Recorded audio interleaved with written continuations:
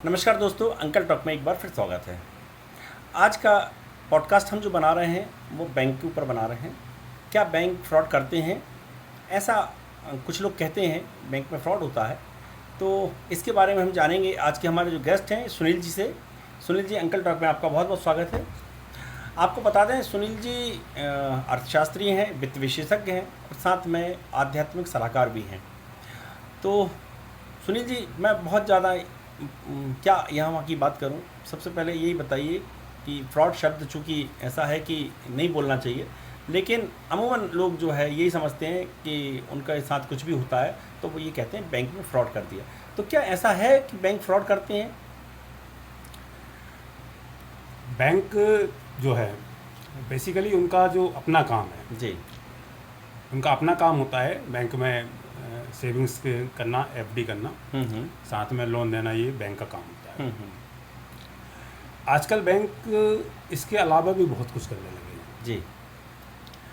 वो इंश्योरेंस भी करते हैं, वो इन्वेस्टमेंट भी कर रहे हैं, म्यूचुअल फंड्स का काम भी कर रहे हैं, वो हेल्थ इंश्योरेंस भी कर रहे हैं और लाइफ इंश्योरेंस भी कर रहे हैं, इवन जनरल इंश्योरेंस, एक्सीडेंटल सभी कर रहे हैं।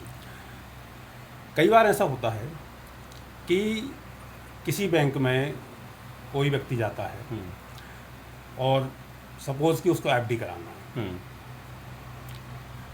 तो कोई व्यक्ति गया और वो एफडी कराने गया तो बैंक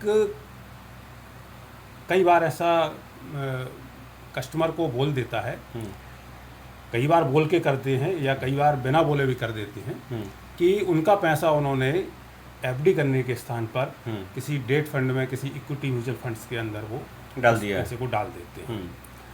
तो कस्टमर के हित में कई बार ये चीज़ नहीं होती है, वो कई बार उसको पूरी जानकारी भी नहीं देते हैं, इसकी वजह से थोड़ा सा परेशानी होती है, इसीलिए उसको लगता है कि बैंक फ्रॉड कर रहे हैं।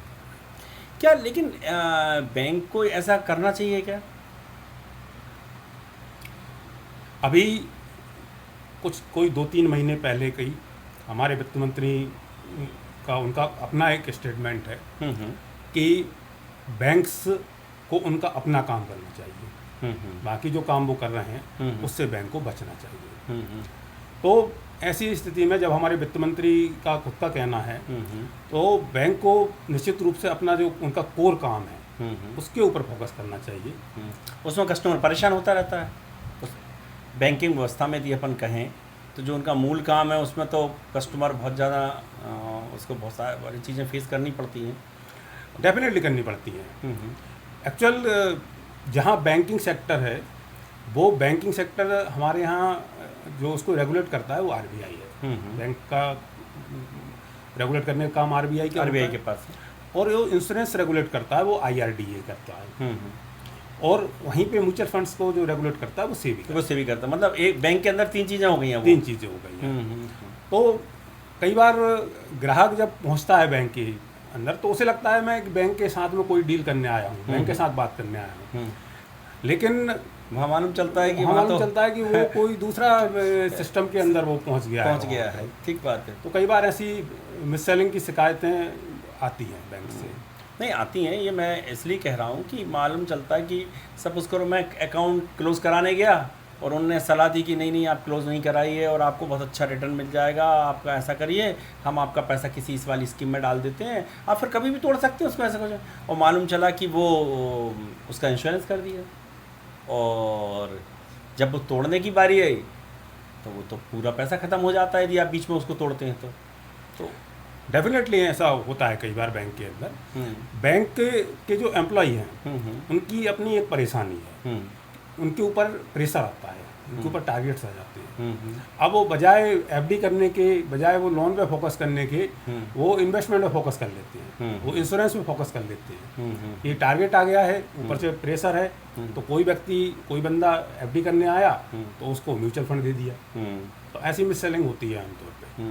अच्छा, लोन के लिए जाते हैं, जैसे सरकार तो बहुत सारी योजनाएं निकालती है, उनने कहा जाइए और फटाफट लोन मिल जाएगा, ये अब बहुत इजी ऐसा, जब जो ये लोग जो चूँकि सरकार की जो नीतियां हैं वो आती हैं तो बहुत ऐसी लगती हैं, बहुत इजी है कि आपको मुद्रा लोन लेना है, ये वाला लोन लेना, मतलब जो भी लोन की बहुत सारी वो कैटेगरी है जिस लोन के लिए जाते हैं। लेकिन वहाँ जब जाते हैं तो वो इतनी सारी जटिलता हैं और वो सब कुछ पहले रखा लेते हैं इसके बाद जाके लोन की स्थितियाँ बनती हैं? हमारे देश में बैंकिंग सिस्टम के अंदर एक विचित्र बात है, और वो ये है कि जो ज़रूरतमंद व्यक्ति है जिसे लोन चाहिए उसको लोन नहीं आमतौर पर बैंक उसको लोन नहीं देता। जो शक्तिशाली है, जो पैसे से संपन्न है, आमतौर पर बैंक उसी को लोन देता है। उसको तो वो तो व्यापार है, सीधे से उसको रिटर्न की आशा रहती है कि इसको रिटर्न मिलेगा उनको। इसी प्रकार सरकार भी जब कोई स्कीम लॉन्च करती है, चाहे वो मुद्रा लोन हो या एजुकेशन लोन के बारे में भी सरकार बहुत बोलती है कि बैंकों को इजी देना चाहिए। लेकिन बैंक की अपनी एक परेशानी है कि उनका जो पैसा है उसकी गारंटी कौन लेगा। तो बैंक अपने स्तर पर प्रयास ये करते हैं कि किसी मजबूत व्यक्ति, किसी शक्ति संपन्न व्यक्ति, किसी पैसे वाले व्यक्ति को ही लोन दिया जाए। तो बैंक की गारंटी, बैंक की खुद की गारंटी नहीं है। बैंक में हमारा पैसा जमा है तो 1 लाख से ज़्यादा बैंक हम एलिजिबल नहीं है। वो भी अब हो गए हैं 1 लाख लेने के लिए। इसके पहले तो 5-7 हज़ार 10 हज़ार कुछ था कि जो वापस मिलने का था, वो तो अभी ये कि साहब 1 लाख तक एलिजिबल है। नहीं तो बैंक की पैसा वापस करने के लिए भी वो नहीं है कि आप कहाँ से पैसा लेंगे वापस। एक्चुअल जो आपका बैंक में पैसा रहता है, बैंक में जो एफडी रहती है, उसका यदि किसी कारण से बैंक डूब जाता है, उसका लाइसेंस कैंसिल हो जाए, कुछ भी हो जाए, तो ऐसी परिस्थिति में आपका जो एफडी है वो पहले उसमें 1 लाख की गारंटी थी कि 1 लाख तक आपकी जो एफडी है वो पैसा वापस मिल जाएगा, और बाद में इसको बढ़ा करके 5 लाख कर दिया गया है। और वो 5 लाख भी ऐसा होता है कि बैंक या सरकार वापस नहीं करती उस पैसे को।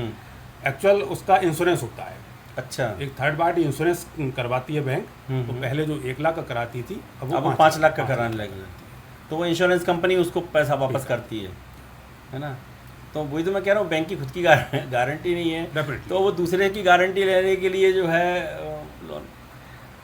अब जैसे फॉर एग्जांपल आज की तारीख में जितने भी बड़ी बैंक्स हैं, सार्वजनिक क्षेत्र की जो बैंक है स्टेट बैंक ऑफ इंडिया, या प्राइवेट में HDFC, ICICI, तो ये लोग अपने सारे जो फाइनेंशियल प्रोडक्ट हैं सारे प्रोडक्ट में डील कर रहे हैं आज की तारीख में। तो उनका एफडी और लोन का तो अपना काम है ही, साथ में वो इंश्योरेंस को भी डील कर रहे हैं, वो म्यूचुअल फंड्स को भी डील कर रहे हैं। तो आमतौर पे थोड़ा मिस सेलिंग की संभावनाएं तो रहती हैं।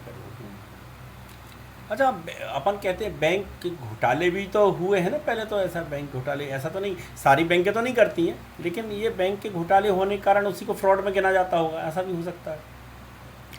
देखिए, 2 बातें होती हैं। मतलब एक होता है फ्रॉड और एक होती है मिस सेलिंग।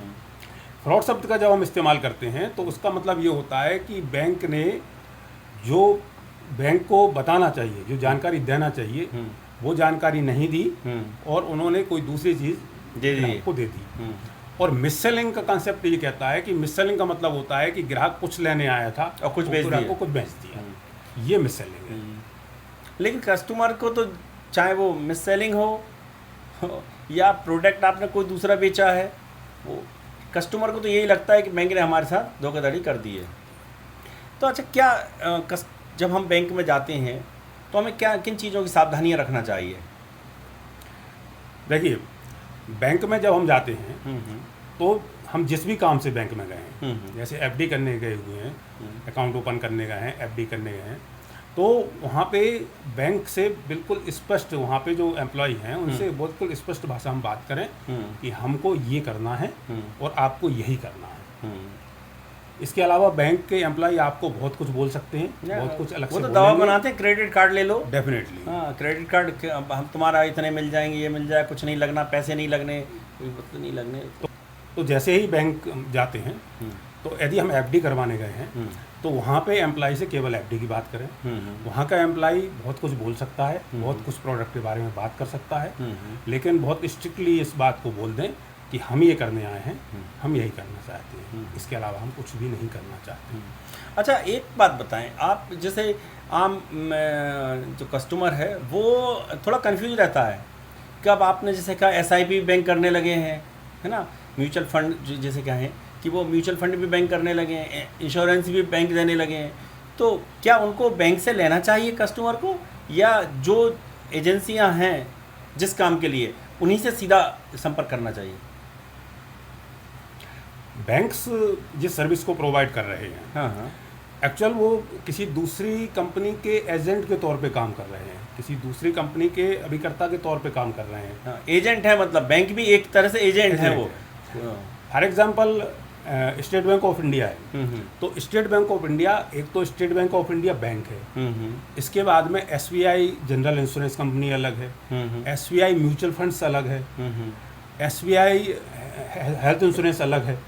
तो ऐसी परिस्थिति में लोग ये सोचते हैं कि मैं बैंक पहुंचा हूँ तो मैं तो बैंकिंग के लिए आया हुआ, तो वहाँ पे लेकिन जो बंदा बैठा हुआ है तो बैंक खुद एक एजेंट के तौर पे काम कर रही होती है वहाँ पे, अपनी ही किसी दूसरी सब्सिडायरी कंपनी, हाँ, खुद की ही कंपनी की एक एजेंट के रूप में काम कर रही होती है।